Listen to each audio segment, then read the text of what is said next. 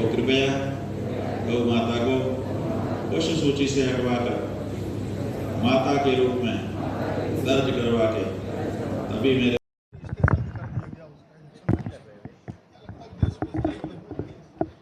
क्यों नहीं।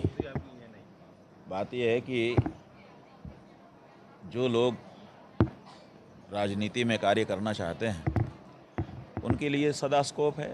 नई पार्टी गठित हो सकती है, काकरोच के नाम से कर लिया, जिस नाम से चाहें, कोई रोक तो है नहीं। हमारा युवाओं का विद्रोह है क्या? हाँ, अब मूल बात ये है, देखिए, राजनीतिक पार्टी रजिस्टर करना सबका अधिकार है और कितनी भी हो सकती है, लेकिन ये इसके पीछे अचानक कैसे इतने लोग इकट्ठे हो गए, ये सवाल है। तो ये जो वर्तमान सरकार है उसकी नीतियों से परेशान लोग हैं। वो चाहते हैं कि इस सरकार को हटाया जाए और शांति और सुकून बहाल किया जाए। पश्चिम बंगाल में सिंधु सरकार ने 14 साल से ऊपर की गाय को स्लॉट करने का आदेश दे दिया, इस पर क्या कहें? नहीं, आदेश नहीं दिया है, ये 1950 का ही कानून है, उसको उन्होंने लागू करने की बात कही है। तो हमारा ये कहना है कि 1950 का जो कानून है वो भाजपा की सरकार के द्वारा, हिंदू सरकार के द्वारा तो बनाया नहीं गया था, वो तो बनाया गया था धर्मनिरपेक्ष उस समय की किसी सरकार के द्वारा, शायद कांग्रेस की सरकार रही या कम्युनिस्ट रही होगी, जो भी रही हो। तो अब आप भाजपा के सरकार के मुख्यमंत्री हो, आप क्यों नहीं कानून बना देते हो कि संपूर्ण गौ हत्या बंद होगी? आप 1950 वाला कानून क्यों लागू करते हो? दूसरी बात यह है कि जो आइडियोलॉजी है वो ये है कि गाय हमारी माता है। तो जब आपकी गाय माता है तो 14 साल तक माता रहेगी, उसके बाद सब्जी भाजी हो जाएगी। आप बताइए, अगर माता है तो वो तो आजीवन माता रहेगी ना, एक उम्र तक माता रहेगी, उसके बाद माता नहीं रहेगी। ये जो परिभाषा है ये आपत्तिजनक है। स्वामी जी, योगी आदित्यनाथ खुद भी साधु है, क्यों इस मुद्दे पर वही मनस्ता है, क्यों नहीं एकजुट हो जा रहे हैं हिंदुस्तान के साथ? बात यह है कि साधु हैं ऐसा आप कह रहे हो, तो साधु हैं तो साधु का आचरण भी तो होना चाहिए।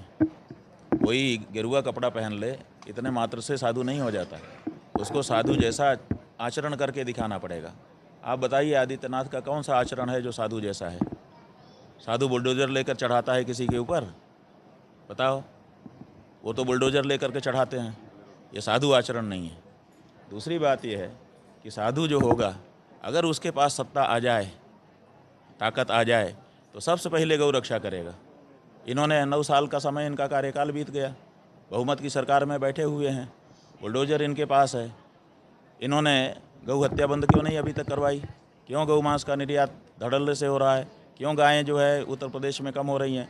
और जो आश्रय स्थल इन्होंने बनाए हैं उनकी हालत क्यों बदतर है हुई है? तो ये गाय तक की सेवा नहीं कर पा रहे हैं। किस आधार पर साधु हैं आप बताओ ना हमको? केवल गेरुआ कपड़ा पहनने से कोई साधु हो जाएगा? केवल पुलिस का ड्रेस कोई खरीद करके पुलिस स्टोर से पहन ले तो वो पुलिस हो जाएगा? उसको पुलिस जैसा आचरण करना पड़ेगा। उसी तरह से जो गेरुआ कपड़ा पहनाएगा उसको साधु आचरण करना पड़ेगा, और साधु आचरण इनका कोई किसी चीज़ में दिखाई नहीं देता है। अरे भाई, समर्थन की बात कर रहे हो? हम चारों पीठ एक हैं, एक होकर के गौ माता की रक्षा के लिए ये आंदोलन चला रहे हैं। हम तो उनके प्रवक्ता हैं, हम बोलते हम हैं, सब चारों बोलेंगे तो ठीक नहीं लगेगा। कभी भी कोई भी समूह होता है उसमें एक ही तो बोलता है, तो हम बोल रहे हैं, लेकिन हम चारों की बात बोल रहे हैं, अकेले की बात नहीं बोल रहे हैं। आपके खिलाफ जो मामला दर्ज किया गया था उससे सुप्रीम कोर्ट में आपको राहत मिली है, उस पर क्या कहेंगे? ऐसा है कि ये भारत देश के लिए बहुत विचारणीय प्रश्न है, कि भारत के संविधान के लिए भी विचारणीय है। अभी तो हम बोल नहीं रहे हैं क्योंकि अभी वो मुकदमा चल रहा है, वो मुकदमा पूरा हो तब हम बोलेंगे इस बारे में।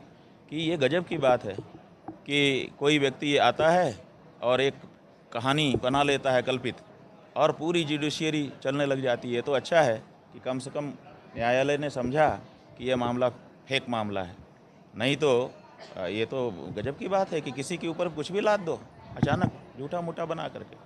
तो सुप्रीम कोर्ट ने जो उनकी याचिका को कल खारिज किया, इससे ये समझ में आया कि जुडिशरी कम से कम इस बात को समझ रही है कि ये फेक मामला है। बंगाल में महाराज जी बड़ा भीड़ लग रही है बॉर्डर पर, जब से ये सरकार बनी है सुबह में, क्या माना जाए? घुसपैठी ममता सरकार को बहुत अंतर। अब बात यह है कि घुसपैठी है किसकी सरकार?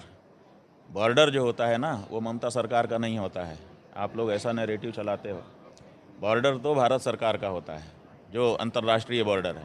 तो अंतर्राष्ट्रीय बॉर्डर तो 12 साल से मोदी जी के अंदर में है, फिर क्यों घुसपैठ हो रही थी? जवाब दो। इसका कोई जवाब नहीं है। ममता से का क्या लेना देना है जो अंतर्राष्ट्रीय सीमा है उससे? लेकिन आप लोग ममता का नाम लगा करके उनको बचा लेते हो। अभी वो अंदर थे, बाहर जा रहे हैं। अरे बाहर जाएं, अंदर आए कैसे 12 साल में? कितने बढ़ गए रोहिंग्या, कितने बढ़ गए? जगह जगह पर भीड़ लगी हुई है। ये सब कैसे हो रहा है?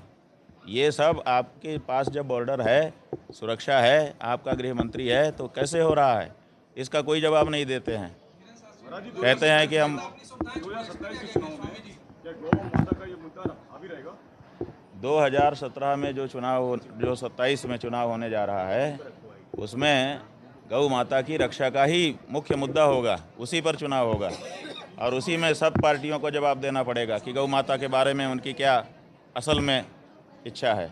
क्योंकि पार्टियां जो है जनता को धोखा दे रही हैं, फ़ोटो खिंचवाती हैं गाय के साथ आरती पूजा करते हुए और कटवा करके बेचती हैं। ये दोनों चीज़ नहीं चलेगी। आपको एक लाइन में खड़ा होना होगा, या तो इधर खड़े हो चाहे उधर खड़े हो।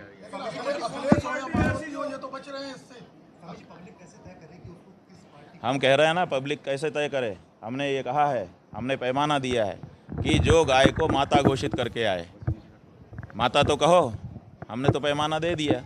अब आप राज्य माता, राष्ट्र माता घोषित करिए।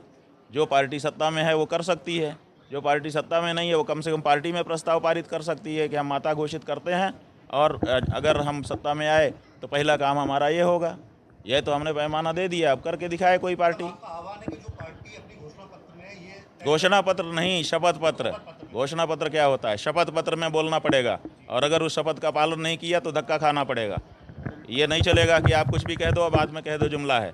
गाय के मामले में पक्की बात बोलो, चाहे कोई पार्टी हो। हम किसी पार्टी का ना तो समर्थन करते हैं ना तो विरोध करते हैं, लेकिन हमारी गाय को मारने वाली कोई भी पार्टी हो वो हमारी शत्रु है, ये भी हम कह रहे हैं।